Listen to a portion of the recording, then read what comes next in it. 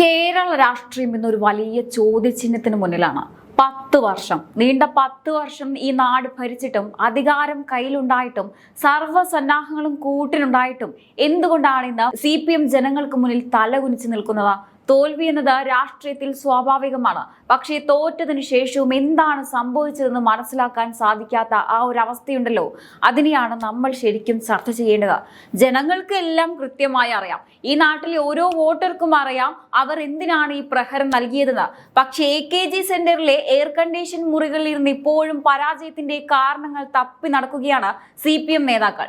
ജനങ്ങളെ ശ്വാസം മുട്ടിച്ച നികുതി വർധനമാണോ, അതോ മാസപ്പടിയും പിൻവാതിൽ നിയമനങ്ങളും പോലുള്ള അഴിമതി കഥകളാണോ, അതോ അണികളെ പോലും നാണിപ്പിക്കുന്ന തരത്തിലുള്ള നേതാക്കളുടെ ധിക്കാരമാണോ?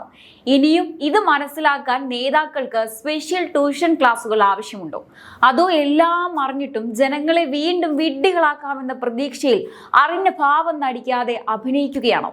വോട്ട് ചെയ്ത ജനത്തെ പുച്ഛിച്ചവർക്കും വിമർശിക്കുന്നവന്റെ വായടപ്പിച്ചവർക്കും ജനം നൽകിയ ആ പഞ്ച് ഡയലോഗ് എന്തായിരുന്നു?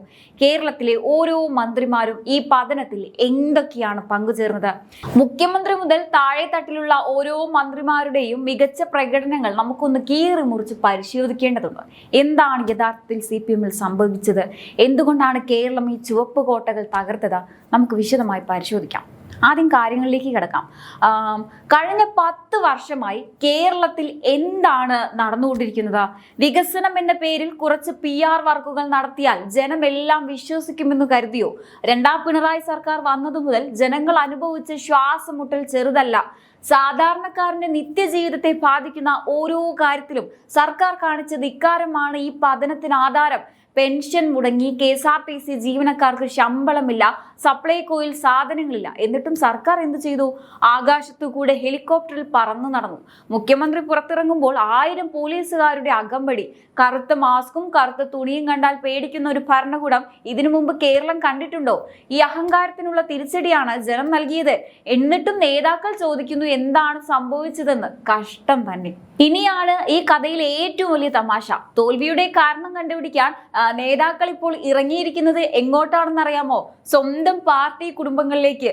കാലങ്ങളായി പാർട്ടിക്ക് വേണ്ടി വോട്ട് ചെയ്ത കുടുംബങ്ങൾ പോലും ഇത്തവണ കൈവിട്ടു എന്നാണ് ഇവരുടെ കണ്ടുപിടുത്തം. എന്നിട്ട് അത് അന്വേഷിക്കാൻ ഓരോ വീടുകളും ചെല്ലുകയാണ്. നേതാക്കളെ, നിങ്ങൾ എന്തിനാണ് ഈ പാവം പാർട്ടി കുടുംബങ്ങളെ പോയി ബുദ്ധിമുട്ടിപ്പിക്കുന്നത്?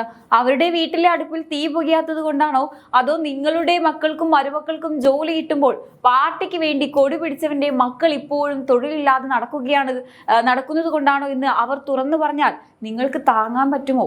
10 വർഷം ഭരിച്ചിട്ടും സ്വന്തം അണികളുടെ മനസ്സ് പോലും അറിയാൻ പറ്റാത്ത നേതാക്കൾ ഇപ്പോൾ വീട്ടു സന്ദർശനം നടത്തുന്നത് കാണുമ്പോൾ ചിരിക്കണോ കരയണോ എന്നറിയില്ല.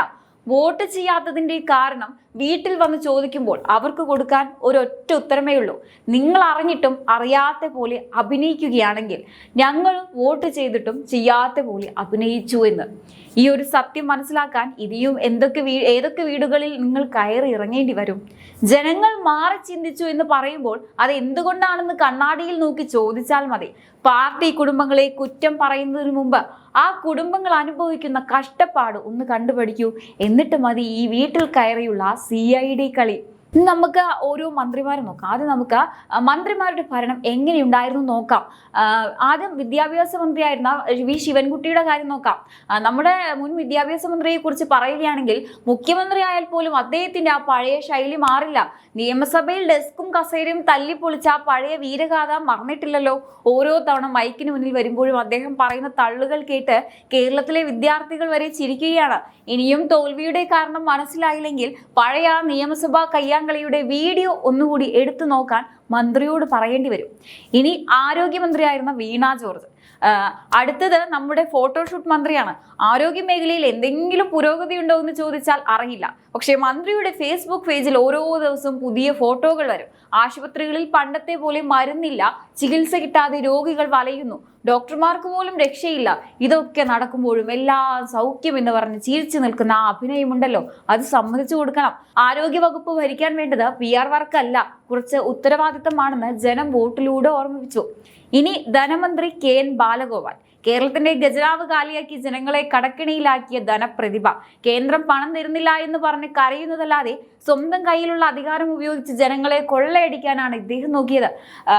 നികുതി കൂട്ടി, പെട്രോളിന് സെസ് ഏർപ്പെടുത്തി ജനങ്ങളുടെ പോക്കറ്റിൽ കൈയിട്ട് വാരാൻ കാണിച്ച ആവേശം 1 കിലോ അരി സപ്ലൈകോയിൽ എത്തിക്കാൻ ഇദ്ദേഹം കാണിച്ചില്ല. ജനങ്ങൾ തന്ന ഈ പഞ്ച് കണ്ടിട്ടും സാമ്പത്തിക ശാസ്ത്രം പറഞ്ഞു നടക്കുകയാണ് മന്ത്രി.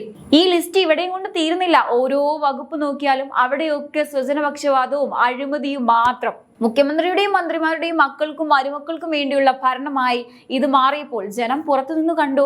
അവർ മിണ്ടാതിരുന്നത് നിങ്ങളുടെ അഹങ്കാരത്തിന് വലിയൊരു പടി തരാൻ വേണ്ടി മാത്രമായിരുന്നു. ഇനിയും ഇത് മനസ്സിലാക്കാൻ നേതാക്കൾക്ക് വേറെ ക്ലാസിന്റെ ആവശ്യമൊന്നുമില്ല. ജനങ്ങളെ പുച്ഛിക്കുന്നത് നിർത്തി അവരുടെ പ്രശ്നങ്ങളൊന്ന് കേൾക്കാൻ തയ്യാറായാൽ മതി. പക്ഷേ അത് നടക്കില്ലെന്ന് നമുക്കറിയാം. കാരണം അറിഞ്ഞിട്ടും അറിയാത്ത പോലെ അഭിനയിക്കുന്നവരെ ഉണർത്താൻ ആർക്കും കഴിയില്ലല്ലോ. കേരളത്തിലെ ജനങ്ങൾ വിഡ്ഢികളല്ല എന്ന് ഓരോ നേതാക്കളും ഇനിയെങ്കിലും മനസ്സിലാക്കിയാൽ നന്ന്. അപ്പോൾ പറഞ്ഞു വരുന്നത് ഇത്രയുമാണ്. ഈ പരാജയം കേവലം ഒരു തിരഞ്ഞെടുപ്പ് തോൽവിയല്ല, മറിച്ച് കേരളത്തിലെ സാധാരണക്കാരൻ നിങ്ങൾക്ക് തന്ന അവസാന മുന്നറിയിപ്പാണ്. നിങ്ങൾ വിചാരിച്ചു വെച്ചിരിക്കുന്നത് ജനങ്ങൾ നിങ്ങളുടെ അടിമകളാണെന്നാണ്. എന്ത് ചെയ്താലും ചുവപ്പുകൊടി കണ്ടാൽ ആവേശഭരിതരായി വോട്ട് ചെയ്തോളുമെന്ന ആ പഴയ ചിന്താഗതി ഇനി അറബിക്കടലിൽ ഒഴുകിക്കളയുന്നതാണ് നല്ലത്. കാരണം ഭരണകൂടം ജനങ്ങളെ ഭയക്കുമ്പോഴാണ് ജനാധിപത്യം വിജയിക്കുന്നത്. ഇവിടെ തിരിച്ചാണ് സംഭവിച്ചത്. ജനങ്ങൾ ഭരണകൂടത്തെ ഭയക്കേണ്ടി വന്നു. കരിങ്കൊടി കണ്ടാൽ അറസ്റ്റ്, ചോദ്യം ചോദിച്ചാൽ ജയില്. ഇത് ഇക്കാര്യത്തിന് കാലം കാത്തുവെച്ച നീതിയാണ് ഇപ്പോൾ നടപ്പിലാക്കിയിരിക്കുന്നത്.